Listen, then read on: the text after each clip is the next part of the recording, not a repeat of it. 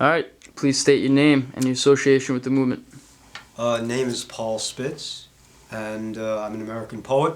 I'm an occupier. I had the privilege of sleeping in Zuccotti Park almost every night that it was occupied, and I consider that to be a privilege as an American. And what motivated you to become part of this movement? I felt that in an effort to bring the prior movements into the present movement, that the movement needed not only the inspiration of the younger people that started it, but that it required some of the experience and some of the knowledge of the times that preceded this movement, going back even pre-1960s. I met several people who came there that were in movements back in the 40s and in the 30s, and World War veterans from all different regions. So the assimilation of faces and experience that came to that park, I think, is what essentially coalesced the movement. Okay. And where do you see this movement going in the near future? And the movement's future? Yeah. That is a superb question, my friend. I think that since the park was compromised, that there have been some fantastic people that have taken it upon themselves to continue their work and build upon what they learned from their experience being in the park and visiting the park. Some of that is political, some of it is musical, some of it is in the street. Everyone that was there has played a part and an important role. And some people are more focused on specific issues and challenging them, and other people are focused on what they need to do, which is to be out there marching and gathering and having their voices heard. Do you see any positive steps that are occurring because of this movement? I do. And you caught me at a time when I can't really discuss some of it that I'm participating in. I'm sorry, I wish I could. One day I hope I can have this interview again and discuss it, but it just happens to be the fact. We are reaching out continually on a local and a national level. Okay. And how does your art, how do you express yourself with this movement? You're a poet, right? So what kind of things have you done to help out with this movement? Well, I started when I came there because poetry is a form of communication, and not knowing whether I'd meet any artists there, I started in the media tent.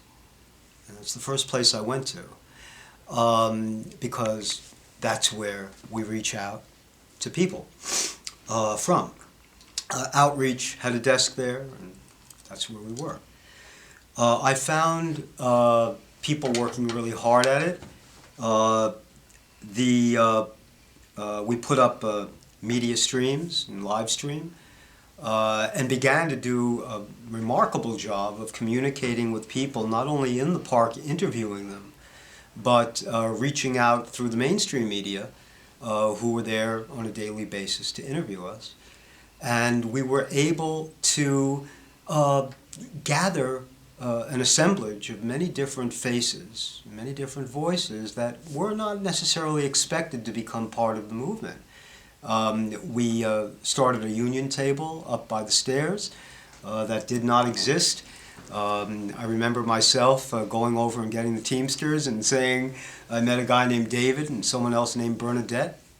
And we brought them in, and they decided, yeah, we want to be there. This is something that's important to the middle class of America. It didn't start out that way, but this is how it evolved.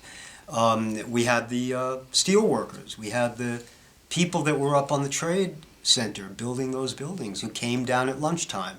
And wherever we saw a hat, we started talking to them.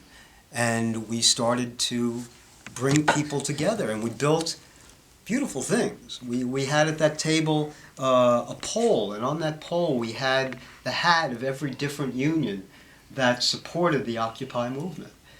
All of that was ripped apart when the police came in and took that park apart. Beautiful things that existed there that were all a part of the reawakening and the reinvention of this country. Because in order to deal with the other parts of the globe that my good friend here was talking about, we need to re-inspire this nation. And that is an essential ingredient, my friend, you're right over there, to getting this nation and the world back on track. People have looked to this country to come up with a model of democracy that works. We never perfected it. We were asked to a couple of 100 years ago. And we still have that job to finish. If you were to compare this movement, last question, if you were to compare this movement to the movement of the 60s, civil rights, also against the government, what was going on with the Vietnam War, do you see a difference? Do you think we can get back to how it was in, let's say, 67, 68? We can never go back. Back then, we had leaders who stepped forward, and they were able to inspire a nation and a world. We had Martin Luther King. We had Malcolm X, who came around and never has received the credit he should for becoming a peaceful person and inspiring people to get away from violence and to go the way of Martin Luther King. He got shot for that. We have John F. Kennedy and Bobby Kennedy, and these people who got shot for that, for trying to bring us together. This movement, because of the fractionalization of our society and the world over the past 50 years, has tried to do it another way. Is it possible to do it without leadership?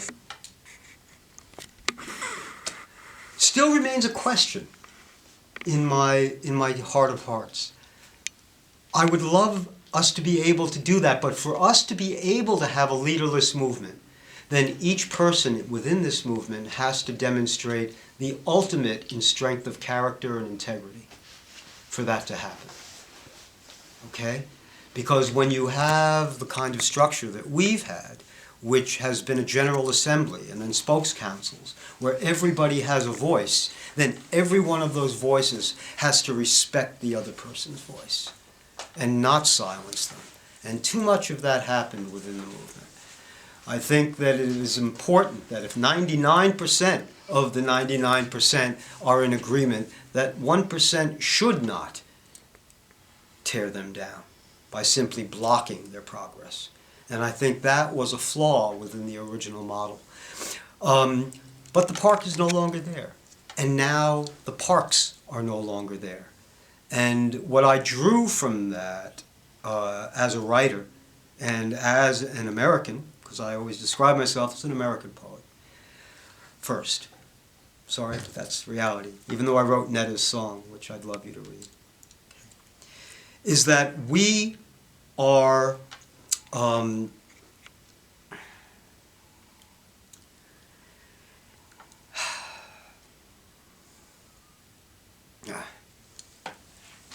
start getting emotional now.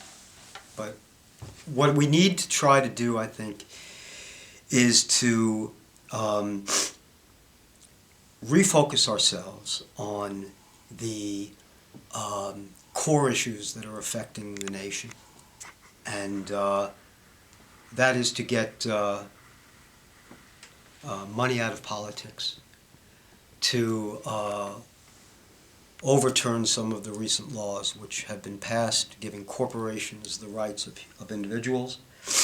And if we begin to refocus ourselves on the real issues that are tearing down our republic, then I think that we have a chance of coalescing and moving forward on those fronts. That's what I've been working at.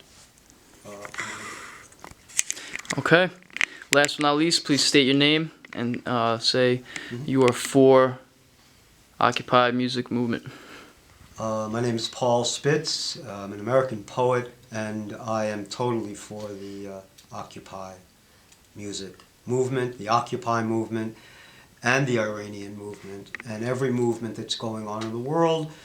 And we need to learn from each other and continue to support each other and sustain each other. And I think we will.